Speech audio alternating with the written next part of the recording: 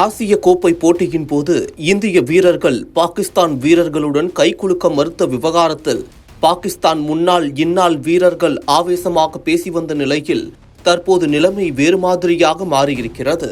இதற்கிடையில் இரு அணி வீரர்களும் பயிற்சி களத்தில் நேருக்கு நேர் சந்திக்கும் சூழல் உருவானது.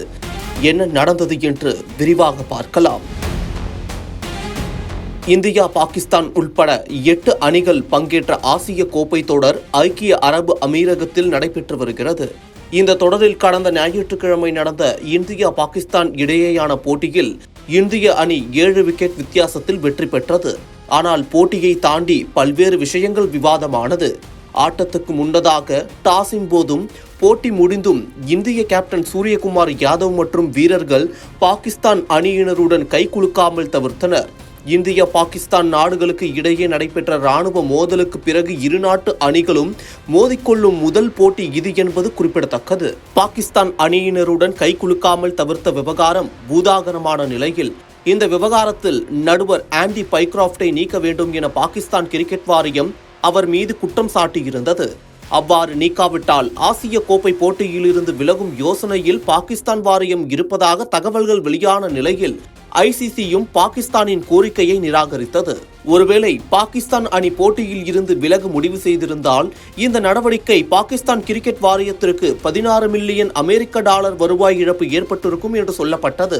இந்த நிலையில் குரூப் சுற்றில் தனது கடைசி ஆட்டத்தில் ஐக்கிய அரபு அமீரகத்துடன் பாகிஸ்தான் அணி மோதும் நிலையில் அந்த ஆட்டத்துக்கான பிரதான நடுவரான ஆண்டி பைக்ராஃப்ட் போட்டியில் இருந்து நீக்கப்பட்டுள்ளதாக தகவல்கள் வெளியாகியுள்ளன. போட்டி நடுவரான ஆண்டி பைக்ராஃப்டுக்கு பதிலாக ரிச்சி ரிச்சர்ட்சன் போட்டி நடுவராக நியமிக்கப்படுவார் என்று பாகிஸ்தான் கிரிக்கெட் வாரியம் தரப்பில் தெரிவிக்கப்பட்டதாக சொல்லப்படுகிறது. மேலும் இச்சர்ச்சைக்கு பிறகு இந்தியா, பாகிஸ்தான் அணி வீரர்களும் மீண்டும் நேருக்கு நேர் சந்தித்துக் கொண்டனர். ஆசிய கோப்பை பயணத்தை தொடர்வது குறித்து எந்த ஒரு அறிவிப்பும் வெளியிடாத பாகிஸ்தான் கிரிக்கெட் வாரியம் ஐக்கிய அரபு எமிரேட்ஸுக்கு எதிரான தங்களது அடுத்த போட்டிக்கு துபாயில் உள்ள ஐசிசி அகாடமியில் பயிற்சி அமர்வுக்கு வருகை தந்தபோது எதிர்பாராத விதமாக பயிற்சியாளர் கௌதம் கம்பீர் மற்றும் சூரியகுமார் யாதவ் தலைமையிலான இந்திய அணியும் அதே மைதானத்தில் பயிற்சி மேற்கொண்டிருந்தது. இரு அணிகளின் பயிற்சி அமர்வுகளும் ஒரே மைதானத்தில் நடைபெற்ற போதிலும் பாகிஸ்தான் கிரிக்கெட் அணி வீரர்கள் இந்திய அணி வீரர்களிடமிருந்தும் முகாம்களிடமிருந்தும் சற்று விலகி இறுக்கமாகவே இருந்ததாக தகவல் தெரிவிக்கின்றன.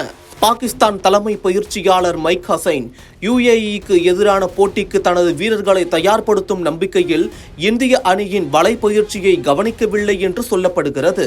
துபாயில் ஐக்கிய அரபு எமிரேட்ஸுக்கு எதிரான போட்டியில் பாகிஸ்தான் வெற்றி பெற்றால் மீண்டும் இந்திய அணியை எதிர்கொள்ளும் வாய்ப்பை பெறும் என்பது குறிப்பிடத்தக்கது.